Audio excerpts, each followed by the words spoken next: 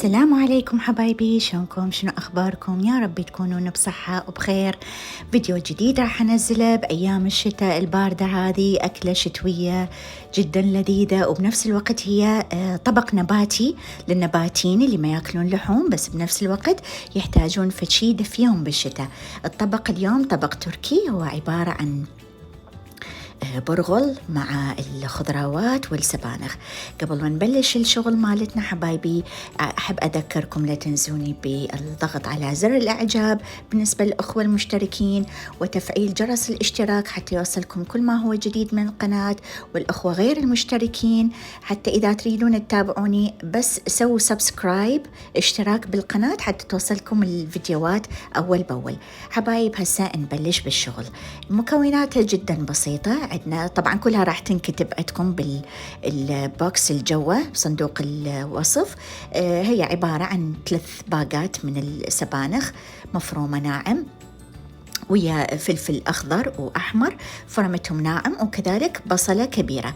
أول شيء نبلش هسا إحنا نقلي البصل. طبعا البصل ثرمته بإيدي، ثرم إيد. نخلي كمية من زيت الزيتون، شوية نذبل البصل ونضيف عليه الفلفل بنوعيه، الفلفل الأحمر والأخضر. طبعا فلفل حلو، ما بي فلفل حار. راح نقلبهم، فلفلاية كبيرة حمراء وفلفلاية كبيرة خضراء. راح نضيف التوابل اللي هي عبارة عن الفلفل الأحمر، البول بيبر التركي، الكراشت بيبر، وفلفل أسود وملح، وكذلك نخلي شوية من الكمون وكذلك شوية من البابريكا. وبالنسبة للمعجون راح خليت أني خاشوقة واحدة أو ملعقة من معجون الفلفل الأحمر دبس الفليفلة، وخاشوقة أو ملعقة الطعام من المعجون الطماطة. نقلبهم إلى أن تذبل الخضروات شوية والمعجون تروح الريحة مالت المواد الحافظة. نضيف تقريبا استكان أو نصف كوب من البرغل الخشن. طبعا هذا ما مغسول ولا منقوع، نضيفه هيك رأسا. نضيف كمية قليلة من المي، تقريبا نص كوب من المي، طبعا مي الساخن، مي مغلي. نقلبه شوية ونضيف السبيناغ طبعا مغسول ومتصفي ومتقطع، يعني ثرمته ثرم خشن. نقلبهم شوية.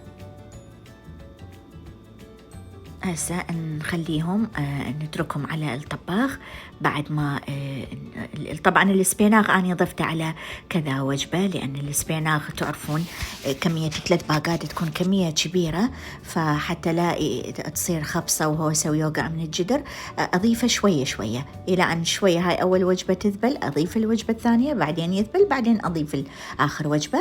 أقبغ الجدر، أتركه على نار هادئة تقريبا مدة نصف ساعة أو شوية أكثر.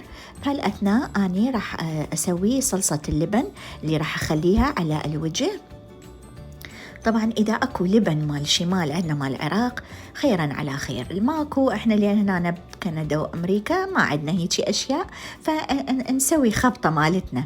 أنا خبطت نوعين لبن عادي ولبنة حتى شوية بيها حموضة اللبنة. ضفت عليها فص ثوم مهروس وشوية من الملح وعصرة نص ليمونة حتى يعطيني حموضة. إذا أنتوا عندكم لبن غنم يكون أحسن بعد أطيب. نخبطهم سوا إلى أن أسوي من عندها صلصة خفيفة مو ثخينة. هاي نشيك عليها بعد ما نشف المي مالتها، نقلبها نتأكد إنه البرغل استوى. تاخذ له نص ساعة إلى 3-4 ساعة مو أكثر. أنا تأكدت إنه الحبات البرغل نفشت واستوت. هسا نشكل الطبق مالتنا، صبيناه بهالشكل وراح نضيف عليه اللبن بهالشكل هذا. مثل ما قلت لكم بداية الفيديو حبايب، يعني دا أحكي سريع أني بالنسبة لموضوع المكونات كلها راح تلقوها جوا بصندوق الوصف، كاتبتها باللغتين بالإنجليزي والعربي. تمام حبايب، فالمكونات كلها موجودة. هسا راح نسوي الجارنيشنج أو الزينة على الوجه. راح نجيب بطاوة صغيرة نخلي كمية من زيت الزيتون، ضروري يكون زيت زيتون مو زيت نباتي. وتخلون شوية من نفسه هذا الفلفل البول بيبر التركي أو الكراش بيبر أو الفلفل الأحمر المطحون، يكون طعمه حلو. وتخلون همينة نص خاشوقة من البابريكا، ننتظر عليه إلى أن شوية يغلي الزيت. ممكن تستعملون زبد، هي الوصفة الأساسية إنه زبد، بس أنا زبد بالنسبة لي أشوفه ثقيل يأذي معدتي، استعملت زيت زيتون. ممكن جدا تستعملون زبد حتى يعطيكم طاقة أكثر ويصير النكهة مالته بعد أطيب وأطيب. تخلوها بهالشكل هذا على الوجه للزينة، وبنفس الوقت يعزز النكهة مالته. وهاي الطبق مالتي صار جاهز. أتمنى أنه يكون عجبكم حبايب، وإن شاء الله أشوفكم بأطباق شتوية أكثر بعد. ألف عافية مقدما.